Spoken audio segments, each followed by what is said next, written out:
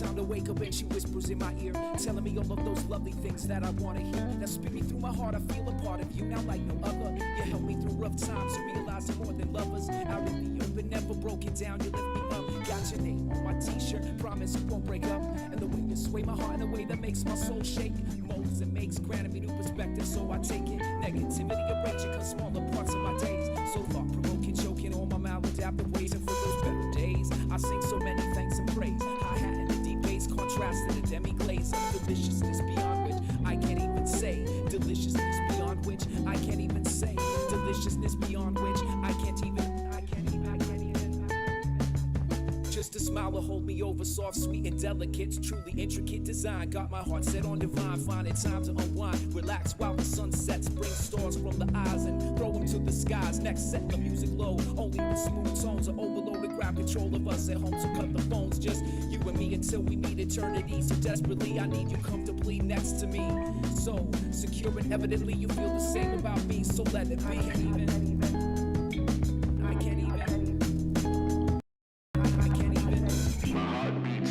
Lines and hi-hats, covering baps. My life is a solo in a jive, symphonic funk, of atonal melodies and open tone vibrations. My story's intertwined in each line with each note. I walk with the beat down dim streets, distant horns honking, footsteps 2, 3, 4. The trumpet blows, the bones throw, the brass blasts, the streetlights hum and buzz. Sway as winds gust and die, leaves fluttering like flutes. A soft rustle, branches scrape back and forth as it rushes against the snare, and the night sky cracks and roars, a thunderous riot of trombone. The song rains down in a storm of hypnotic mischief. My heart beats to bass lines and hi-hats, covering baps. My blood pumps to thumps and slaps. The world is a song, the infinite song, a sweet and sour sax, wailing away.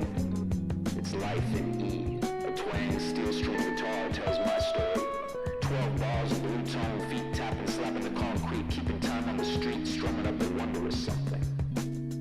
And the interludes of attitude and melancholy melodies and chipper chimes contrast like salty sweet. Horn line meets bass line, a love supreme, a love supreme.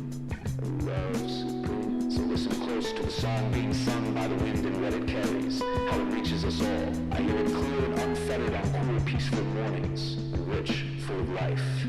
Kaboom, bap.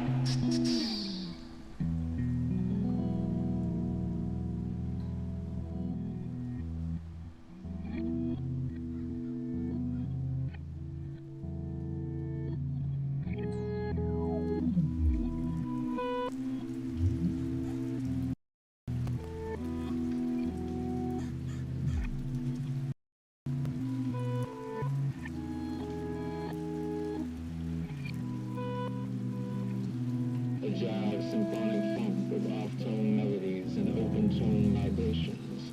It's life.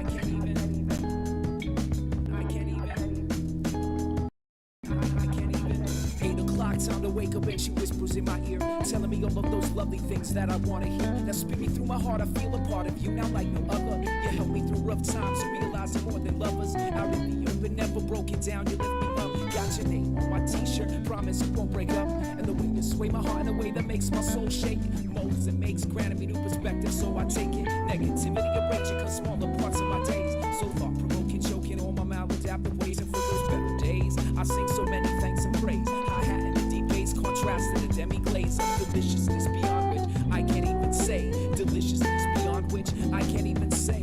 Deliciousness beyond which I can't even.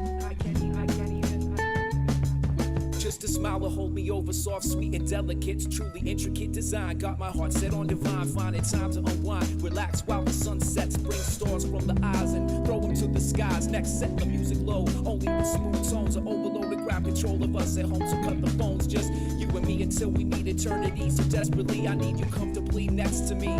So secure and evidently, you feel the same about me. So let it be.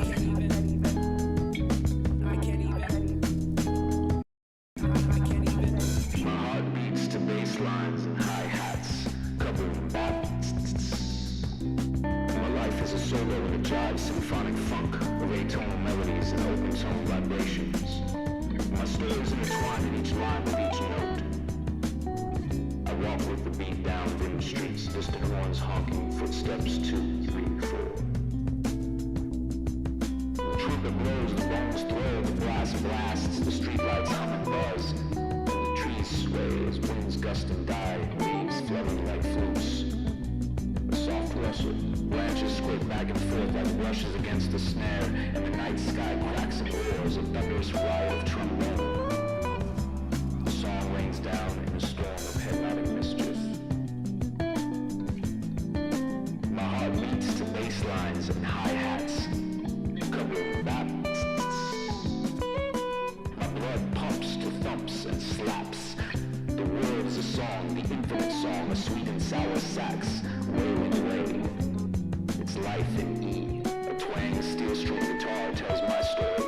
12 bars of blue tone, feet tapping, slapping the concrete, keeping time on the street, strumming up a wondrous something. And the interludes of attitude and melancholy melodies and chipper chimes contrast like salty sweet. Horn line meets bass line, a love supreme, a love supreme. Love supreme. So listen close to the song being sung by the wind and what it carries, how it reaches us all. I hear it clear and unfettered on cool, peaceful mornings, rich, full of life. Kaboom, bap.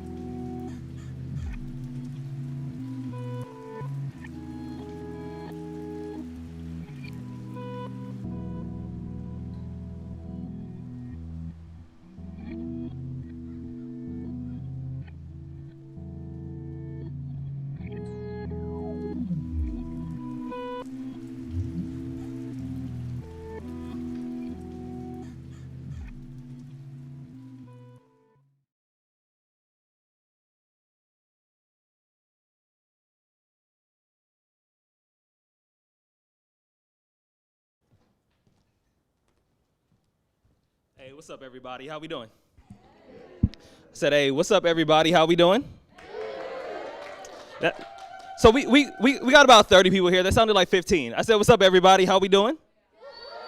Yeah, that's a little bit better. I know you got your masks on, but you can still act like you're here, though, you know?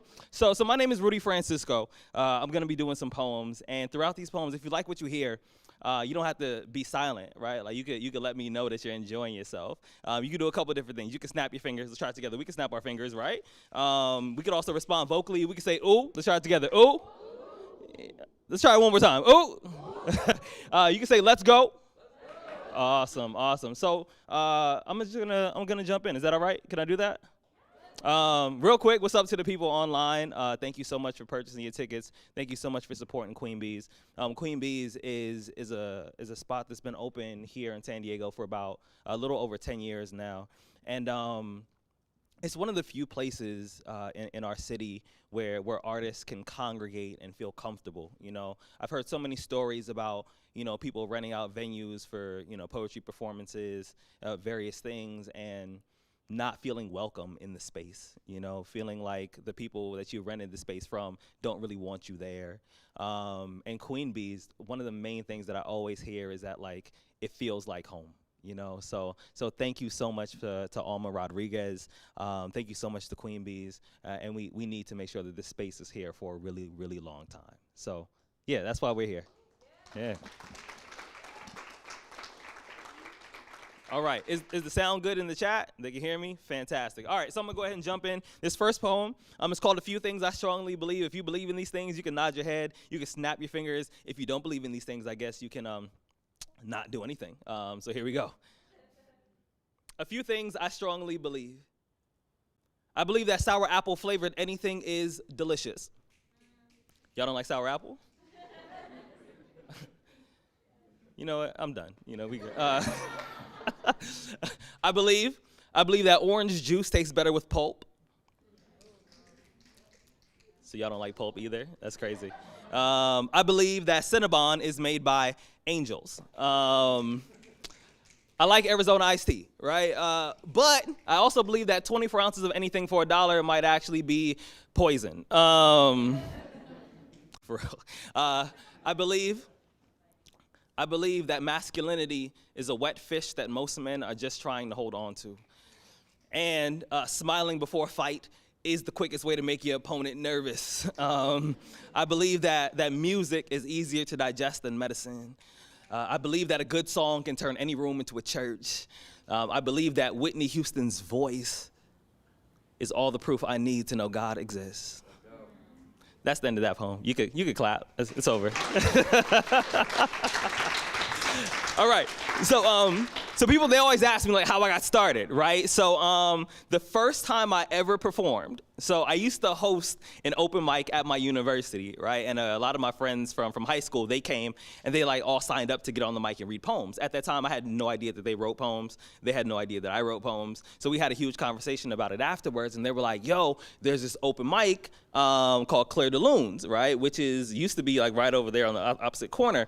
And they were like, we should all go. Right? And I was like, cool, I'm down to go. I'm not trying to perform. Like, I just want to, like, see, right? So they were like, okay, cool, right? So in the middle of the show, how an open mic works is that host gets up, introduces the next person, that person performs, that person sits down, host gets up, introduces the next person, right? So host gets up, and he's like, all right, so next on stage, we have Rudy Francisco. And I was like, that's crazy. There's another Rudy Francisco, like, what are the odds, right? And they're like, so we signed you up.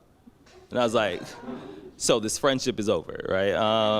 But I only had one poem at the time. I had this poem called I Want to Write a Poem, right? And I wrote it because I saw this poet, Steve Coleman, on HBO Def Poetry, and he wrote a poem called I Want to Write a Poem. And I was like, that's a really like dope structure. I want to write something that's similar, right? And it was the only poem that I had, so I was like, well, my options are, you know, very minimal at this point. So I know what I'm gonna do. So I get up and can I do that poem for y'all? Is that all right? All right, so I don't do this poem that often, right? So if I mess up, we're gonna pretend like it didn't happen, and I'm gonna move on to the next poem. Is that okay? Can we do that? I need everybody to agree before I move forward, right? So here we go. All right.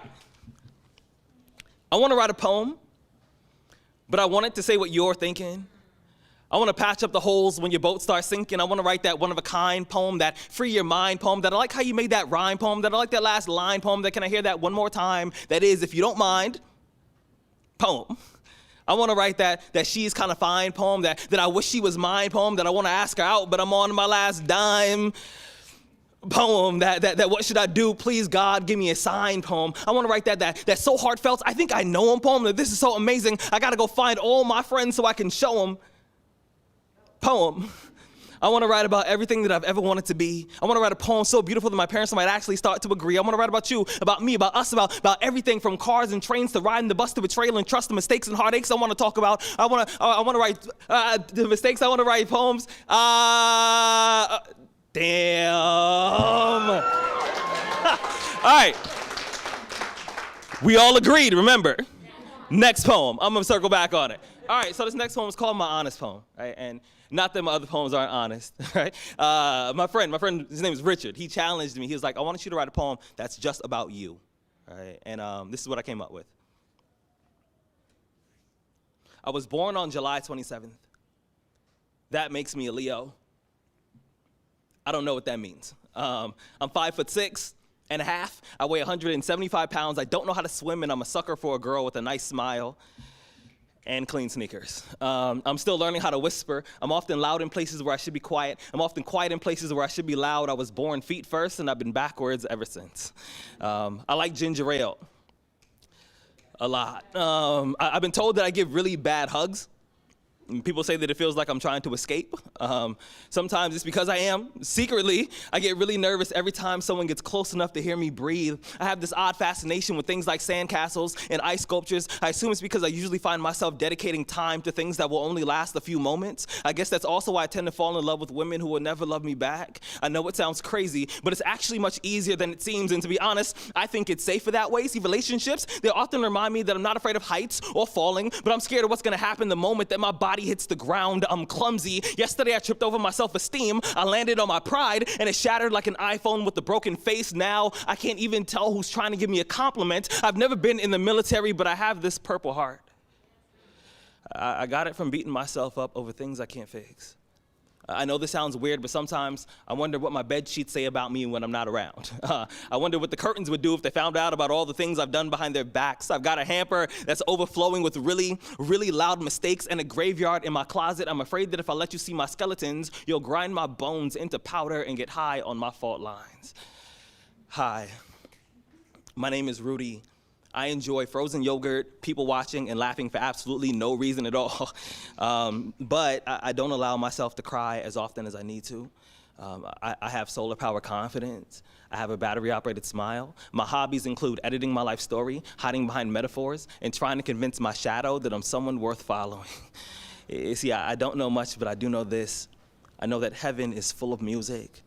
I know that God listens to my heartbeat on his iPod.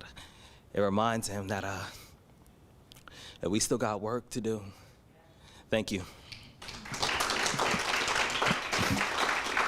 So, like, I'm gonna do some of the old poems, but I also want to do like the new ones too, right? Because so what happens often is when you do a whole set of old poems, people are like, "Where are your new poems?" Right? And then when you do a whole set of new poems, they were like, "But I like X, Y, and Z poem," right? So I try to be somewhere in the middle, you know. I try to go half and half, right? So this next poem. Can I do a love poem? Is that all right? How many of y'all are in love? Okay. 4. It's not bad. I mean, we're in a pandemic, so it's tough, right? Yeah, right. Yeah, we don't need to talk about that further, but here we go. Love poem. This poem is called To the Girl Who Works at Starbucks Down the Street from my house on Delmar Heights Road. Swear to God, I'm not a stalker. That's the title. When I asked you for a chai latte, what I meant to say was I was walking past, I saw you in the window. To be honest, I only came in here because I had to know what your voice sounded like. Instead of saying that, I got really nervous and I ordered the first thing on the menu. To be honest, I don't even know what chai is. Or a latte, for that matter. I imagine that when God made you, I bet he cussed for the first time. I bet he turned to an angel, gave him a high five, and said, "God damn, I'm good." Or me, damn, because he's like God, right? I spent the last 5 days trying to figure out how I'm gonna introduce myself to you properly. I finally figured it out. It's gonna be something like, hi. That's all I got so far. But I think it's a good start. I'm gonna be honest, it's not often that I find myself eager to write about love. In fact, every time I try to write about love, my hands cramp, just to show me how painful love can be. Sometimes my pencils break just to prove to me that every now and then love takes a little more work than you planned. I heard that love is blind, so I write all my poems in Braille. And my poems are never actually finished because true love is endless. I've always believed that real love is kind of like a supermodel before she's airbrushed. It's pure and imperfect, just the way that God intended. I'm gonna be honest, I'm not much of a love poet.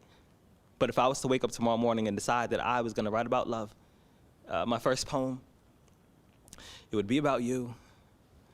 About how I love you the same way I learned how to ride a bike. Scared. but reckless, with no training wheels or elbow pads, so my scars can tell the story of how I fell for you.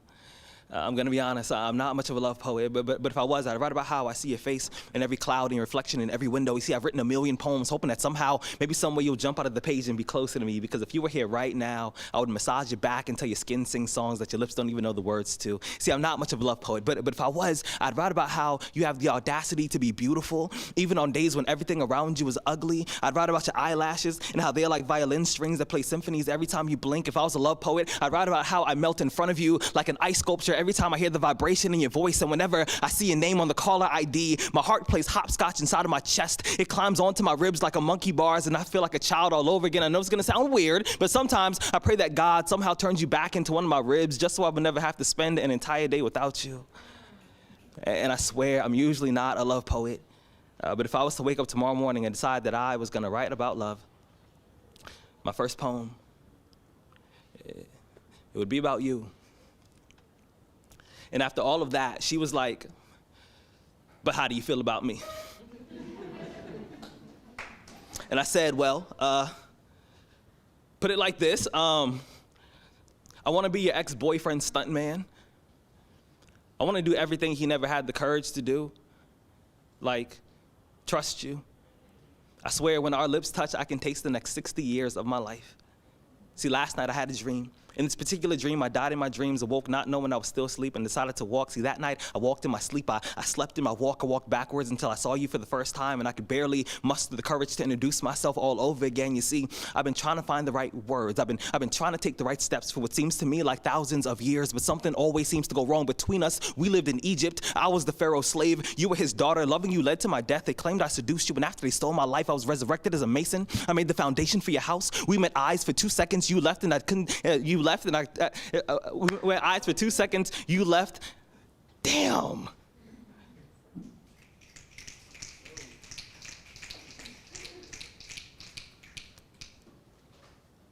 Damn. You know what? I'm so sorry. I'm gonna circle back on that one. It's been a while, y'all. Yeah, these are old. So let me jump into the new stuff. Is that okay? Can I do that? All right.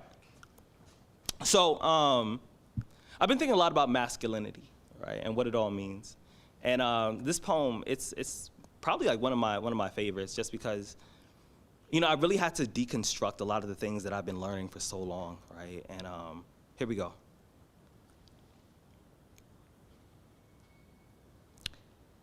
And the article says, the Mexican government confiscates approximately 30,000 illegal firearms per year. When the guns are taken, they get dismantled, and the metal is used to make other types of weapons that will later be utilized by their military. In 2012, Pedro Reyes, an artist from Mexico City, convinced his government to donate the guns to him, and he turned them into musical instruments. So somewhere, there's a tambourine, a drum set, a guitar, all made out of things that were used to take people's lives, but now they create a sound that puts life back into people's bodies, which is to say, a weapon will always be a weapon, but we choose how we fight the war. And from this, I learned that even the most destructive instruments can still create a melody worth dancing to, and sometimes, don't we also call that a battle? I wonder how long it took to convince the first rifle that it can hold a note instead of a bullet, but still fire into a crowd and make everyone move. When I was 6, I was taught how to throw a punch. In the 80s, that was the anti-bullying movement.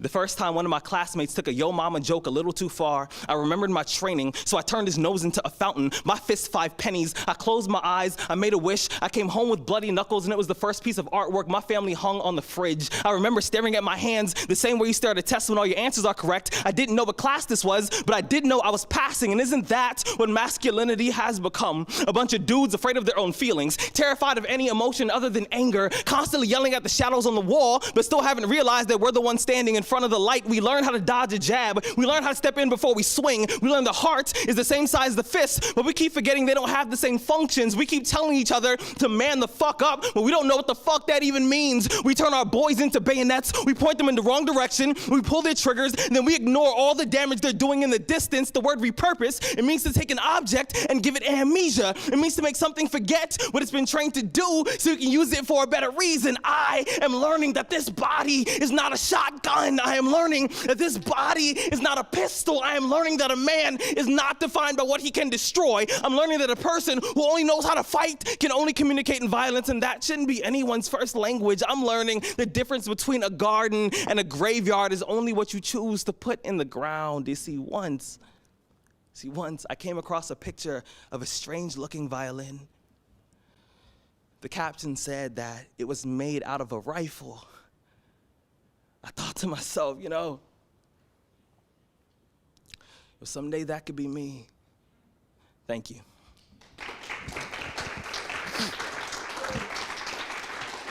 Two of the inspirations for that particular poem was, I have a daughter, and my daughter, she's 4. You clap it up for that. I think that's cool, right?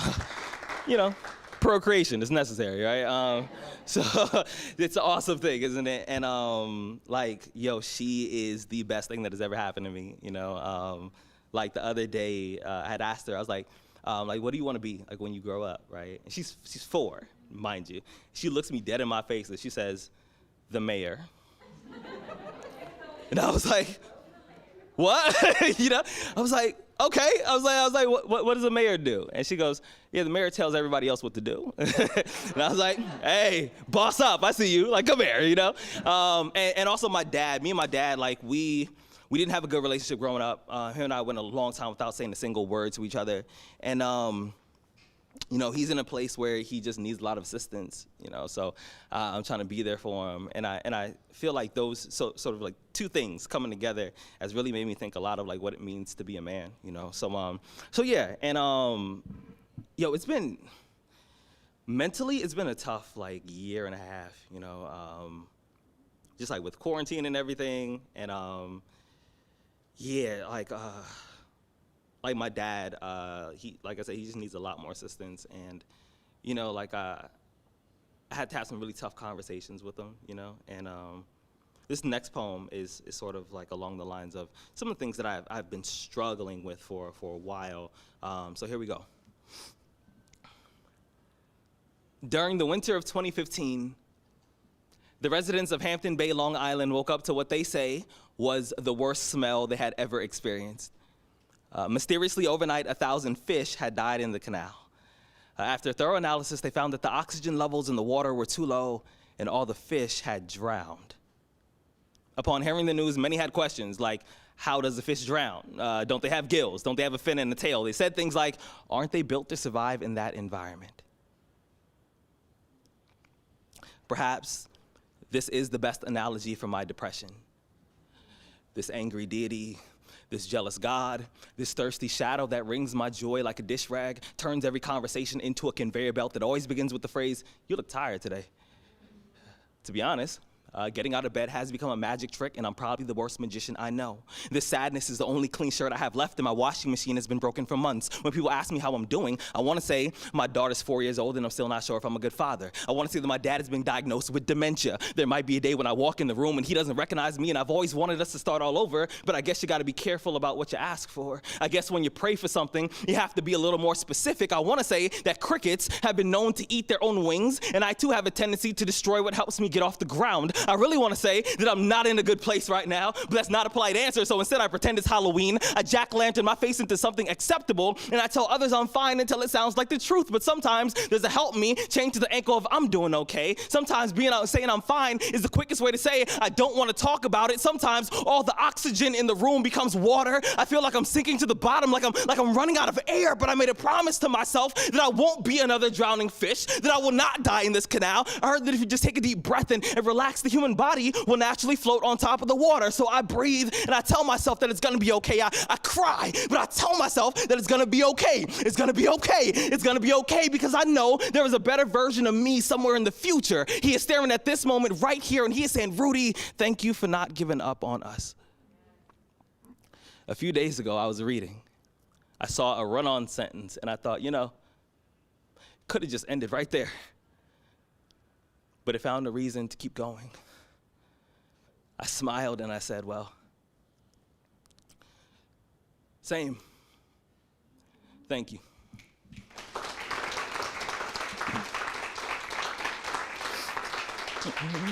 How we doing? We still good? How we doing in the chat? We still good in the chat? They can't respond, but yeah, can I read some stuff out of the new book? Is that okay? Can I do that? All right, fantastic. All right, so the new book is called I'll Fly Away, and people ask me like why I titled it that, and I'll Fly Away is the name of a gospel hymn, and it's the only song that me, my mom, and my dad all like, but we all like different versions of it. My mom, she likes the version that's by Jim Reeves. My dad, he likes the version that's by Patsy Cline, and I like the version that's on Kanye West's album, College Dropout. But yeah, so that's why I titled it that. And the song is all about how temporary, life is, right? We're only here for a certain amount of time, and that, like, there's still something, like, even better even after this, So yeah, I always sort of find solace in that, So this poem that I want to do. So I was given the writing prompt. You have to pick a year in the future, and you have to like write as like somebody like recording a transmission from the future. But they were like, it can't be like 1,000 years. It has to be like somewhat soon, right? So this is the year 2036. It is the year 2036, and yes, J-Lo still looks amazing. Morgan Freeman still looks like Morgan Freeman. Lil Wayne is 53. He still drinks lean. And he recently started telling people that he invented hip hop. It is an election year. Beyonce is the Democratic presidential nominee. Her campaign slogan is, "To the left, to the left." Conversate is officially a word. Skirt skirt is also a word. On TV, there are commercials that ask if you drank Four Loko in the 2010s because you might qualify for financial compensation. Popeyes just discontinued the chicken sandwich again. Chick-fil-A responds by opening on Sundays. McDonald's finally fixes the ice cream machine. Arby's went out of business 10 years ago and no one has noticed. Candy corn is illegal. Milky Ways are also illegal. But you can still buy guns at Walmart. We had a mass shooting last week and it wasn't even on the news. We still write poems about racism. Most of the police force has been replaced with drones. Unarmed black people are still being killed.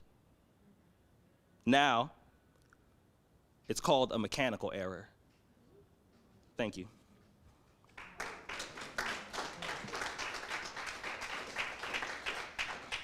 So, I got into like blocking people, because like I'm not interested in having social media arguments. So as soon as somebody like says something, I'm like, man, fuck this, block. Right? That's why it's there. So I figured I should write the block button in ode, you know what I mean? Because it has showed up for me in ways that other people haven't, So, so this is the ode to the block button. They say, never looked a gift horse in the mouth.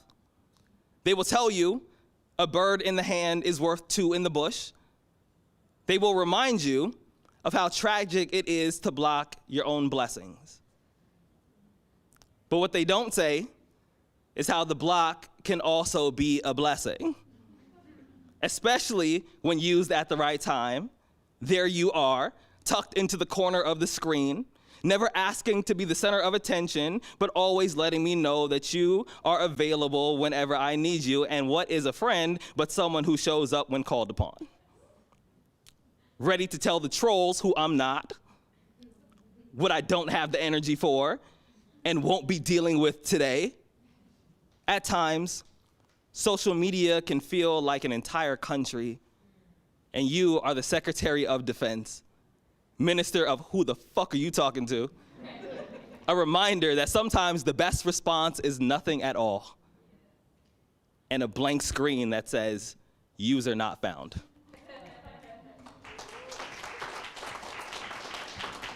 How we doing? We still good out here? Fantastic. All right, so this next poem that I want to do, I'm not even going to introduce it. So I'm going to introduce it a little bit, right? So one time, all right, I'm going to preface it like this, right? So I'm working on like the next book project, and I'm also like working on, you know, like the cover art and whatnot. And my cover artist, who's a black woman, right? And she was like, yo, like, why do you always have like a black boy on the front of your books, right? And I told her, I was like, it's crazy how often people forget that I'm black. Like the messages that I get from people, I was like, you know, have you seen me? You know what I mean? And what message in particular, like really like threw me, right? She sends me a message, white woman, right? And I don't have a problem with white people. Like, y'all are cool, you know what I mean? Especially if you're here, you know what I mean? But she sends me a message and she's like, hey, you know, I really like your poems, but I don't really like the ones where you talk about being black. Couple things, right? One, shut the fuck up, right? Two, you could have just kept that to yourself, right? Like, I didn't need to know that because who are you, right? And three, I'm also just like, how can you support my work, right? Know that I am a black person, but not appreciate the aspects of me that I talk about. When I bring my blackness into the room, if you enjoy my work, you should also enjoy that, because you can't pick and choose the parts of me that you get to just consume, right? Like, you can't say, oh, well, I like you, but I don't like the fact that you're black. I was like, well, then you don't like me, because that's a huge part of who I am, you know what I mean? So yeah, I had a conversation with a good friend of mine, Javon Johnson, and he was like, who is amazing, right? I think if you're interested in poetry, and I imagine so because you're here and you're watching, look up Javon Johnson. His work is absolutely incredible. And one thing that he told me, he was like, you know, I think sometimes people forget that you're black because the way that you write, you write in a very like universal way, right? Like, you write about things that are very common to, you know, a lot of people's experiences. Sometimes people forget that you also like exist in a black body, right? So I decided that I needed to like write something about my blackness, and this is what I came up with.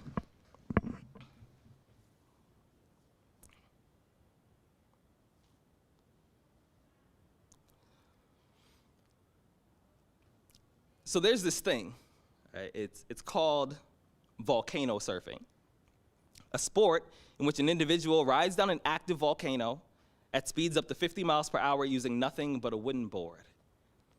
When I first heard about this, I thought to myself, it must be nice to feel so safe you have to invent new ways to put yourself in danger. When the body thinks it may be swallowing its last breath, the adrenal glands release hormones into the blood, the skin becomes a cocktail of sweat and fear, the heart gets claustrophobic, the lungs become newlyweds holding hands in a crashing airplane. This is called an adrenaline rush. I was about 18 when I started driving. I was about 18 the first time I was pulled over. The officer spilled his lights all over my rearview mirror. He splashed out of his car with his hand already on his weapon. He looked at me the way a tsunami looks at a beach house, and I could tell that he's the kind of man who brings a gun to a food fight. He called me son, and I thought to myself, that's an interesting way of pronouncing boy. He asked me for my license, registration, wants to know what I'm doing in this neighborhood, if the car is stolen, if I have any drugs, and most days, y'all, I know how to grab my voice by the handle. I know how to swing it like a hammer, but instead, I picked it up like a shard of glass, scared of what might happen if I didn't hold onto it carefully, because I know that this much melanin, that uniform, is a plot line to a film that can easily end with a chalk outline baptism, me trying to make a body bag look stylish for the camera, and becoming the newest coat in a closet full of RIP hashtags. Once, a friend of a friend asked me why there weren't more black people in the X Games, and I said, you don't get it. Being black is one of the most extreme sports in America. We don't need to invent new ways of risking our lives because the old ones have been working for decades. Jim Crow may have left the nest, but our streets are still covered in its feathers. Being black in America is knowing there's a thin line between a traffic stop and the cemetery. It's the way my body tenses whenever I hear a police siren in a song. It's the quiver in my stomach whenever there's a cop car behind me. It's the sigh of relief when I turn right and he doesn't. Being black in America is knowing that you're not safe in a hoodie, a t-shirt, a tuxedo. Being black in America is knowing that you're not safe in a pool, in a church, in a classroom. Hell, I don't need to go volcano surfing. I have an adrenaline rush every time an officer drives past without pulling me over. And I realize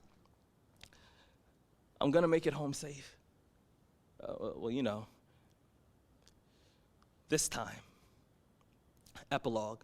So she asked me to kill the spider, right? Instead, I get the most peaceful weapons I can find. I take a cup and a napkin, I catch the spider, I put it outside, and I allow it to walk away. She says, why? I tell her that if I am ever caught in the wrong place at the wrong time, just being alive, not bothering anyone, I hope I'm given the same kind of mercy. Thank you.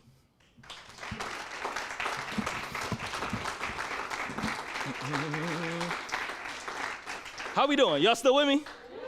Awesome. All right, so can I read some more new stuff? Is that okay? Are you sure? All right, so there's a poem that I want to do. It's not even like in a book yet. It's like, yeah. So I've been thinking about, like I said, about my daughter and about my dad. And this is a poem that I wrote about both of them, actually. So here we go. My daughter is 4 years old, and right now her favorite game is hide and seek. Funny part is, she always tells me where to hide.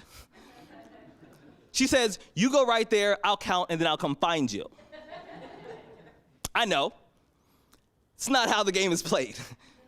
I'm supposed to find a good spot, hide behind a door, a couch, or inside a closet. I'm supposed to make her look all around the house trying to figure out exactly where I am, but I don't do any of that. Because I know what it feels like to wonder where your father is.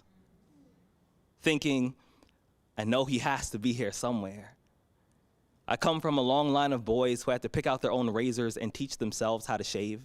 A lineage of young men who threw footballs in the air and then watched them land on the ground. We are echoes in a cave, trying to love the frequency of our own noise, but have no idea where it comes from. The first time I got an A on a test, I whispered, I'm proud of you to myself, just so I can hear what it sounds like in a man's voice. The first time I scored a touchdown, my football coach hugged me, and I said, thanks, Dad, on accident.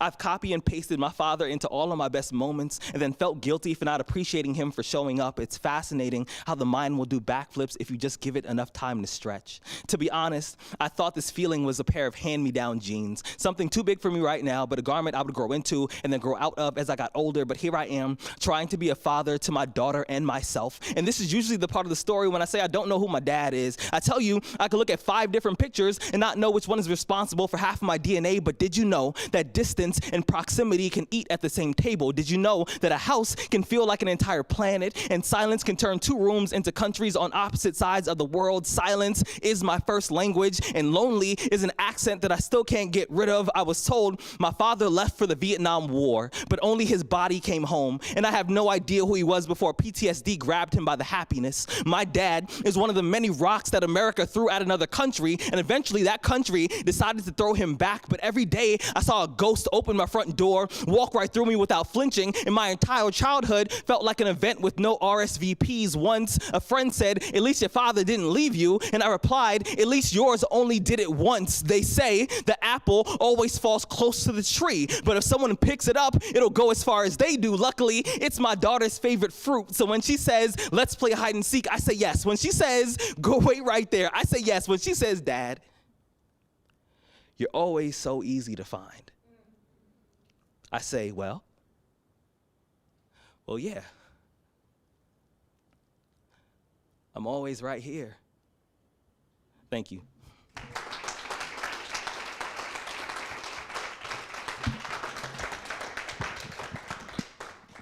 Yeah, man, I've been writing a lot of like dad poems lately. I didn't think I was gonna become like the dad poet, but snuck up on me, you know what I mean? This next poem that I wanna do, so I've been, you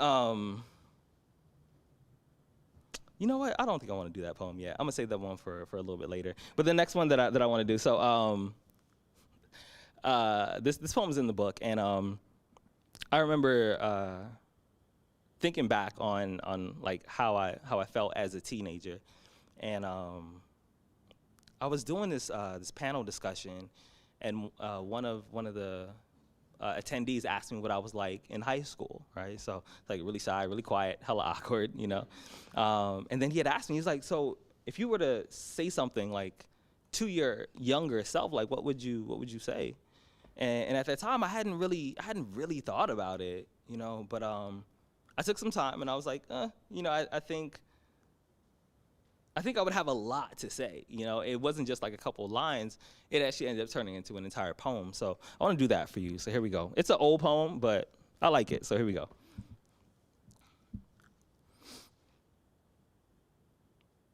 If you were to find an old calendar, strap it to a hospital bed, tie it down by its weekends, C-section the belly of 1999, there you will find a 17-year-old version of me. Back when I was a tsunami full of awkward moments splashing against the shoreline called Rochelle Moss. A young lady who introduced my jaw to the floor whenever she floated into our first period classroom. This girl, she was a dandelion seed straddling a wish. She was a dream I never thought would turn flesh and grin, but wire hangers like me, let's just say we don't become captain of the football team. The only thing that we're good at is stopping ourselves from saying I like you to a girl that holds the remote control to our smiles. We are blurry silhouettes against the backdrop of everything popular, often wearing our skin like a costume of someone we didn't feel comfortable pretending to be anyways. We swallow earthquakes and then we tremble at the smell of perfume. We are bashful, we are tongue-tied, and we are nervous in high definition. So the question is, if a boy falls for a girl that's out of his league and there's no one around to hear him, does he make a sound? The answer is hell, and the first two letters of nothing. When I was a senior in high school, I was a pocket full of chalk dust. I was elevator music on a CD that stuttered like a Volkswagen with a really bad transmission. At this age, I was a ballot box stuffed full of everyone's opinions, except for my own. My swagger was like watching a Walkman trying to swallow a DVD.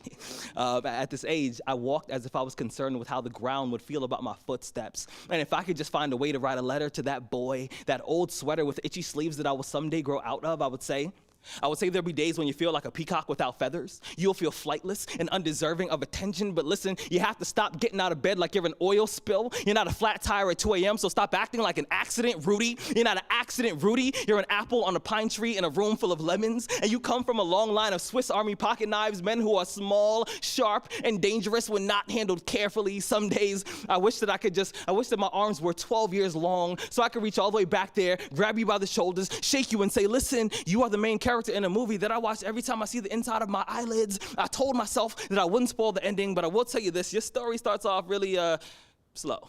But it does get better. You don't have to believe me. Someday you'll see for yourself. And when you see Rochelle Moss at the senior prom, ignore the washing machine in your stomach. Tell her that she looks beautiful tonight.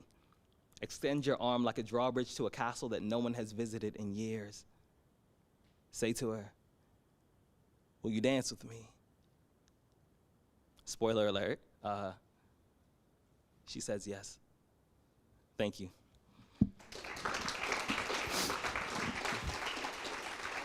Yo, crazy part is I actually ran into Rochelle Moss like not that long ago. And I ran into her, and so like when I was 17, like when I said I was like shy and awkward, like I never said anything, right? So like when I told her, she was like, so what do you do now? And I was like, oh, like I travel around the country doing poetry. And she goes, what? And I was like, yeah, that's what I do. She was like, so you talk, you know what I mean? And I was like, oh yeah, you know? And I was like, yeah, and I have this poem that's like about you. And she goes, what? And I go, it's not, it's on YouTube, you know what I mean? Yeah. So how much time do I have? Okay, I still got some time. So what I really want to do, can I read some more poems out of the book? Can I do that? Awesome. Here we go.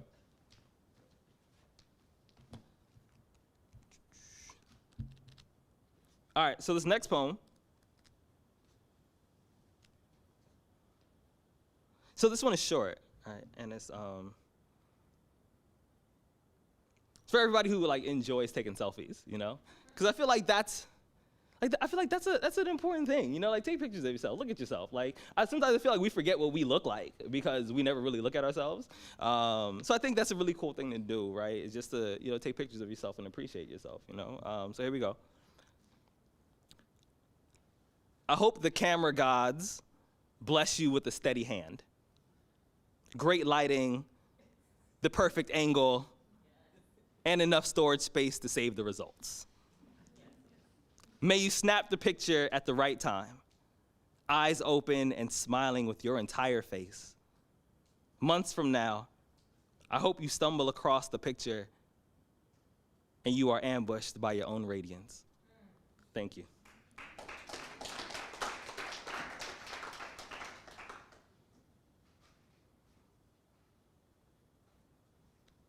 So, like, I've been watching a lot of TV, and I have, like, no standards for what I watch, right? Like, I'll watch anything. Like, somebody will recommend a show to me, they're like, do you like it? I'll be like, well, I mean, I'm on season 5, but I don't know, you know what I mean? And I've been watching a lot of movies, and I've been rewatching a lot of movies that I watched as a kid, right? Because, like, I mean, as an adult, like, you see everything differently. And my brother, like, loved, like, hood movies, you know what I mean? Like, Belly, Menace to Society. Like, I watched all of them when I was, like, 6, right? And I remember, like, watching them, like, just spending a whole day just, like, watching movies that I watched as a kid with my brother and rewatching them, you know, as an adult and being like, wow, like, there were so many things that, like, I didn't even realize I was watching. So I wrote this poem, and it's called Alternate Endings for the Black Movies That I Can't Stop Watching. Menace to Society. The drive-by happens an hour late, and the bullets are all dressed up for nothing. Kane moves to Atlanta with Ronnie. He works nights, watches her son while she's in class. Boys in the Hood. The day gives Ricky back to his family. He makes it home, decides to go to USC, plays for 3 years, and gets drafted by the Raiders, unfortunately. Training Day. Denzel pays the Russians. They call it even. He retires from the police force 5 years later. He plays golf, takes up gardening, writes a letter to Hoyt saying, you did the right thing. New Jack City. Nino Brown doesn't kill G Money. He packs all 10 years of their relationship into one hug, lets him go, sheds a tear, and they never speak again. I wonder if the movie says our life is more important than our death. Will we pay just to see Black people living? Thank you.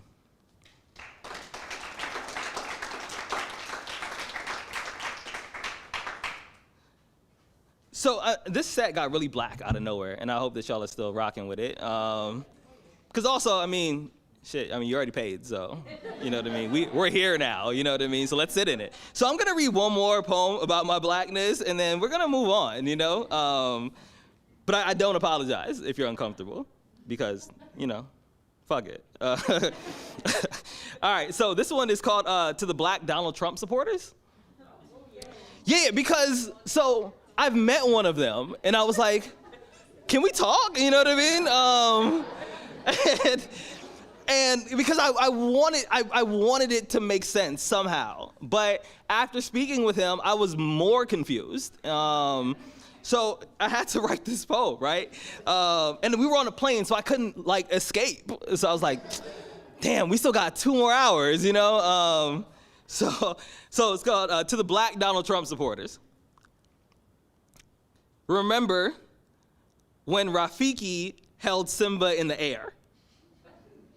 Remember how the zebras celebrated? Remember how the antelopes were cheering? As if they have no idea what happens when a lion gets hungry? A meal cannot be friends with a mouth, especially when it's feeding time. It's always feeding time. Thank you.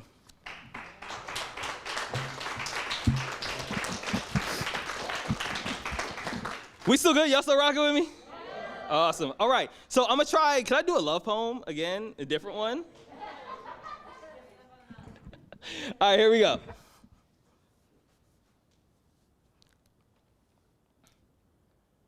So my grandmother believes that the average girl begins to plan her wedding at the age of 7.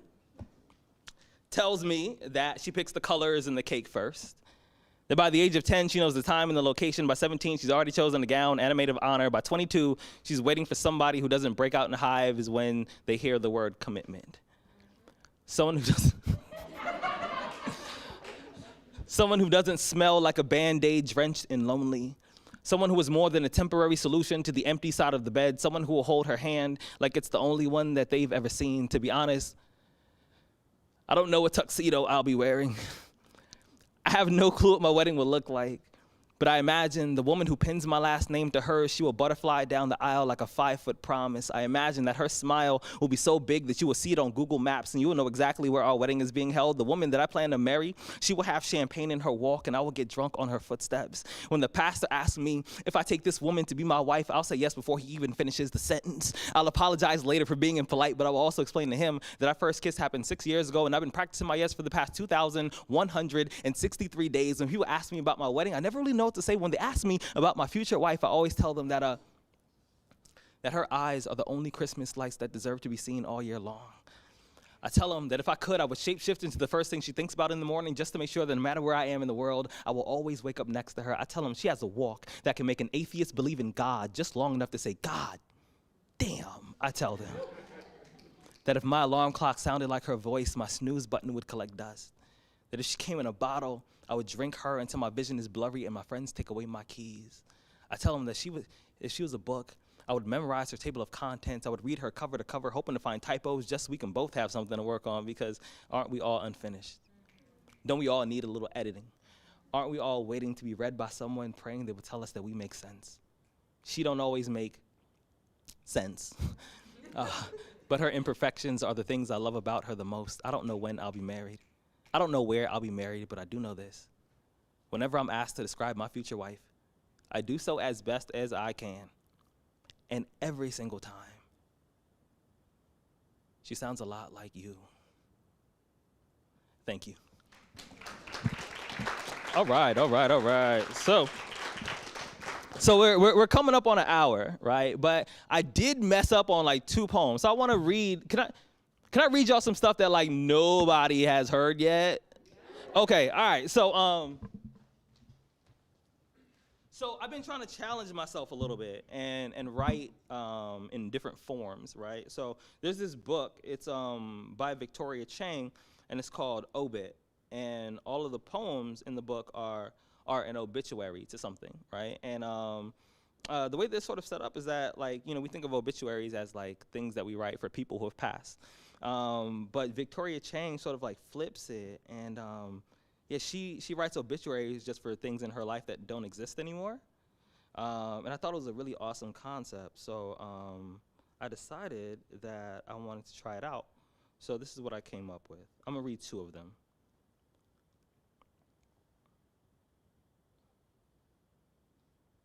Okay. So I told you that my father has dementia, and we recently had to like transition him out of his house, and it was a really, really tough experience, So this is what I came up with. This is an obituary for my father's house. My father's house died September 4th, 2020, at the age of 23. An eviction notice is a lot heavier than it looks. Seems like it's just paper and ink, but it's all dead weight. Once, I carried my drunk friend up 3 flights of stairs, and I was sore for 5 days. But that was so much easier than putting my father's war medals into a box and taping it closed. I treated my teenage home like a swordfish, waited for it to stop breathing, and then scraped the insides. I packed a decade into a storage unit, threw away the rest, and watched a dump truck take all the memories that we couldn't find space for. This is a special kind of betrayal, an unforgivable treason, and I don't know who to apologize to first. Thank you.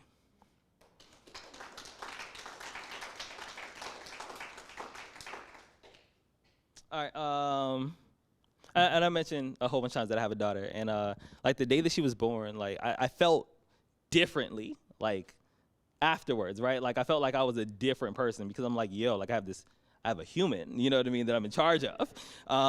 And I know, like it shouldn't take having a child for you to be a good person, right? It shouldn't. But sometimes it helps, you know? Because it's like, yo, I have this person that's gonna look at me and like emulate my behaviors. Like sometimes I'm standing and she's standing next to me like the same way. And I'm like, oh, I didn't even know I did that, you know?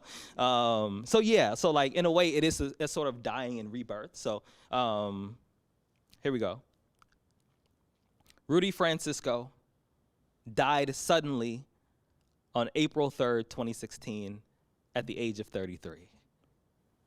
The word perfect was born in the belly of Latin, a language of beginnings. Perficere, which means complete. My daughter came into this world the same way a sunflower springs from the earth.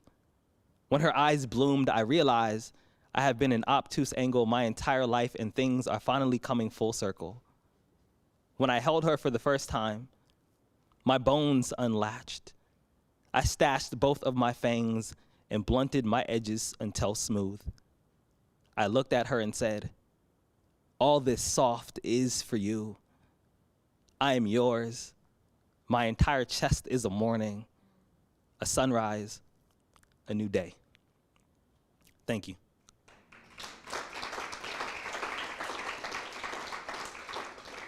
All right, and so I've been playing around with this other form as well, and I want to read you two of those. So I've been playing around with odes, right? So I wrote the ode to the block button, but I wanted to write an ode to the fresh haircut, because I feel like that makes you a different person. Like after you get a haircut, you're like, yo, you can't just talk to me any kind of way, you know?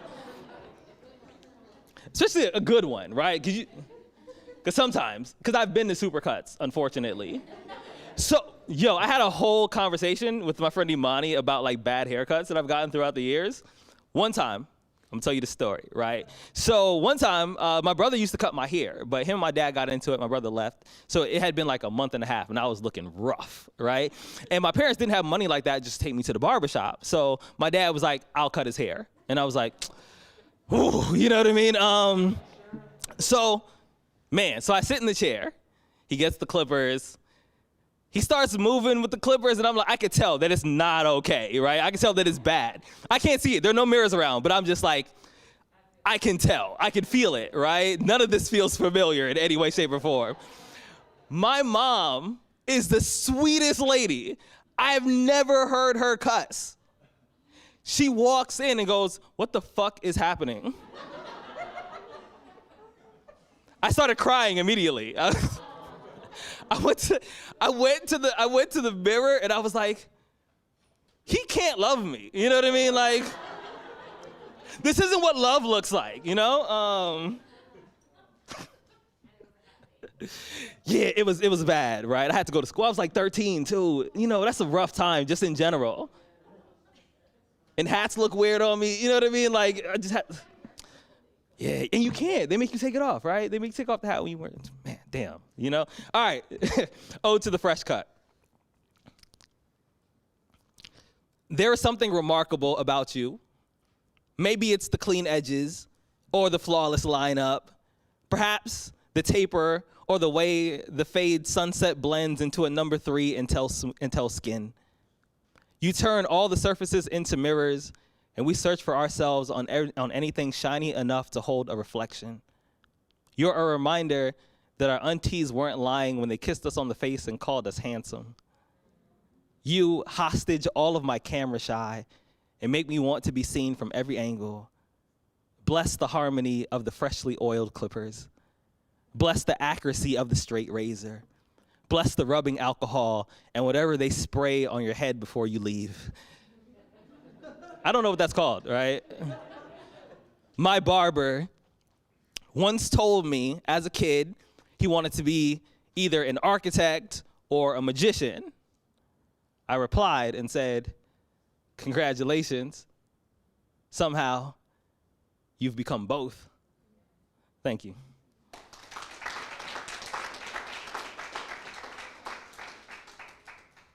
All right, so I'm gonna read 2 more, and then that'll be my time for tonight. That sound good? Yo, thank you so much for rocking with us. Thank you to everybody who's in the chat right now. Yeah, this has been awesome. It feels good to just like be on stage again performing, because I haven't done this in so long. So I'm gonna read 2 more. This one is called It's an Ode to Summer. Because it's been cold, so I've been like thinking about like, when it gets warm again, like, it's gonna be fantastic if we could be outside and whatnot, So here we go. Today, the sun decided to act all the way up, showed out like it knew we were watching. Today, the weather refuses to lie. It's been 100 all week, and my sweat glands are having trouble dealing with the truth. What I know is this: of all the things that want to kill me, the temperature is least likely to succeed. So I wipe my forehead, drink something cold, and I watch the sky slip into something more comfortable. Something that will make the clouds wish they didn't leave so soon. Thank you. All right. So this is my last one. Are y'all still ready? All right, so thank you again. I would love to be able to do pictures, but with social distancing and whatnot, unfortunately, we won't be able to do that today. And I'm really sorry. Like, I would love to do that, but it's just not safe to do so. But I do really appreciate y'all for coming out. I really do appreciate everybody for buying a ticket for the online show. This space is just such an important place, not only for me but for so many artists around San Diego. So I'm glad that we were able to raise some money. We raised almost $7,000 just doing this, So yeah, thank you. So this is an ode to Old Spice cologne, because that's what I wore when I was a kid, right? Thinking back on it, I must have smelled like I worked all day, like a whole shift with no breaks. I must have smelled like this job don't pay me enough, like my coworkers get on my nerves and the boss has less experience than I do. I probably smelled like my kids don't appreciate the sacrifices I make, like they don't keep their rooms clean, like they want McDonald's but don't have McDonald's money. I think I smelled like I would stand next to your car and help you back out of a tough parking spot. Like I read the paper and call new music noise. I'm pretty sure I smelled like I grill better than you, right? Like the meat on my ribs falls off the bone when you lift them. Like I make my own sauces. Like I watch people try them and say, that's good, ain't it? I probably smelled like I pay taxes. Like I change my own oil. Like I answer all questions with a story. I must have smelled like a dad, right? Or an uncle, or just a man that didn't leave. Thank you.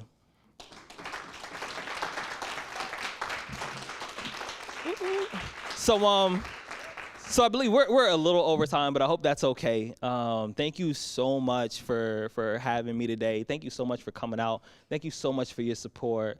If you are interested in donating to the Queen Bees GoFundMe, if you follow Queen Bees SD on Instagram, there's a link in the bio to donate to the GoFundMe. We've raised close to 30 grand already, and it's only been a couple weeks, right? And yeah, because we really want to save the spot. Like, here is the art district, and at one point in time, these were all galleries, right? These are all places that we used to come and you know, go to open mics or, you know, go to gallery showings. And this is one of the few art spaces that's left in this neighborhood because it's being gentrified so much. You know, two of the first venues that I went to go see, you know, poetry are now like they're boutiques or they're restaurants or breweries. And it's so sad to like walk down the street and not see anything that looks familiar. But Queen Bee's is like this last stronghold, right? And it's a reminder that art still exists here in North Park and in San Diego. And Alma has done such an amazing job at keeping this venue going. So I'm so glad that we were able to raise some money to keep this space open, not only for myself, but so many other artists around San Diego. If it wasn't for this venue, I don't know where I would be as an artist. You probably wouldn't even know me, you know what I mean? Like, you wouldn't have bought tickets if this venue didn't exist, because here is where I really honed my craft, you know? So thank you so much for your time. Thank you so much for your energy. I appreciate y'all so much. Y'all have a good night.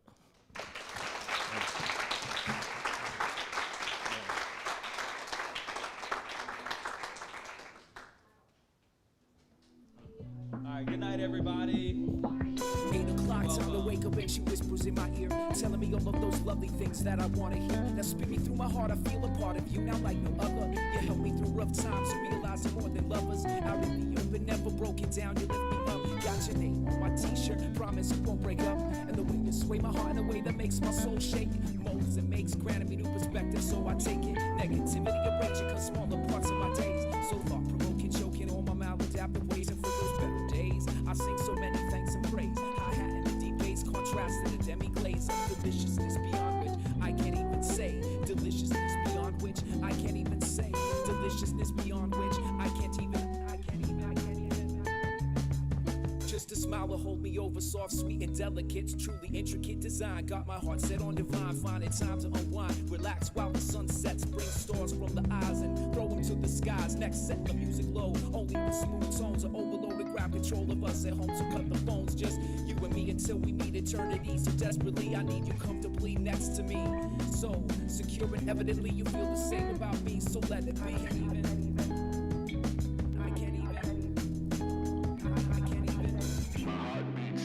Lines and hi-hats, covering baps. My life is a solo in a jive symphonic funk of atonal melodies and open tone vibrations. My stories intertwine in each line with each note. I walk with the beat down thin streets, distant horns honking, footsteps 2, 3, 4.